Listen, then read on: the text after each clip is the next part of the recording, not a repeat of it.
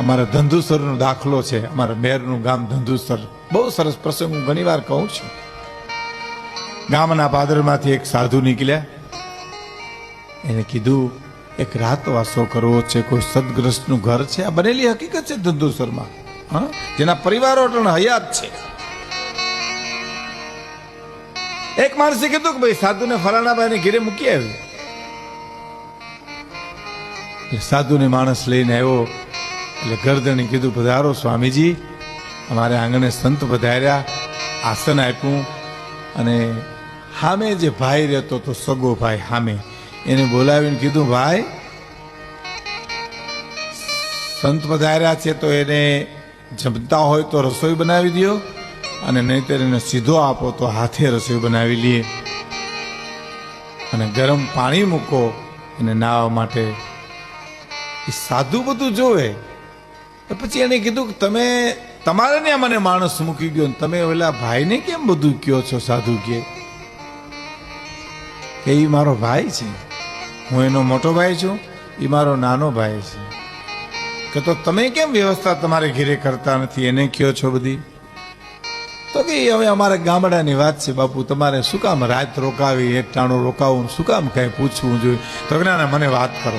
કારણ કે આ તો જીવાતમાં એવા હતા કે સાધુને એમ થયું કે મારે વાત જાણવી જ છે કે નહીં, તમે મને વાત કરો. એ શું વાત કરે છે ખબર? કે મારો નાનો ભાઈ છે, હું એનો મોટો ભાઈ છું. મારો નાનો ભાઈ છે ને કોઈ દી નીતિ ચીખ્યો નથી, કોઈ દી સત્ય ચીખ્યો નથી, અને તમે આજ હું થોડીક નીતિ ચૂકી ગયો. આજ હું થોડીક નીતિ ગામડાનો એક માણસ કહે છે, વિચાર તો કરો સાધુને, હું આજ થોડીક નીતિ ચૂકી ગયો છું. સાધુને એમ થયું મારું શું તમે નીતિ એવી કઈ નીતિ ચૂકી ગયા છો? કે જો બાપુ અમારે બે ભાઈઓના ગામડામાં એક જ હેડે ખેતર છે, અને એટલો ધોર્યો હોયારો પાણીનો જતો હતો, જાય આજ પાણી જતું હતું. હું સવારમાં વાડીએ ગયો તો મારા ભાઈના ખેતરમાં પાણી જતું હતું, એટલે એક જગ્યાએ ફૂટી ગયું હતું. આ વાત બહુ ઝીણી છે.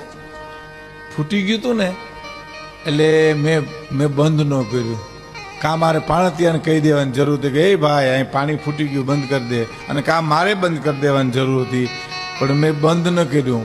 એટલું મને હૃદયમાં થયું કે ભલે થોડું ઘણું મારું પીવાય છે ને, કાંઈ વાંધો નહીં, એટલી હું નીતિ ચૂકી ગયો છું, એટલે હું તમને નહીં જમાડી શકું.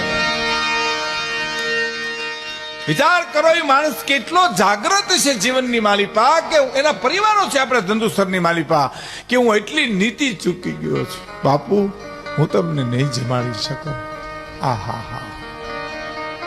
આ કેટલું સહન કરવું પડતું છે હે?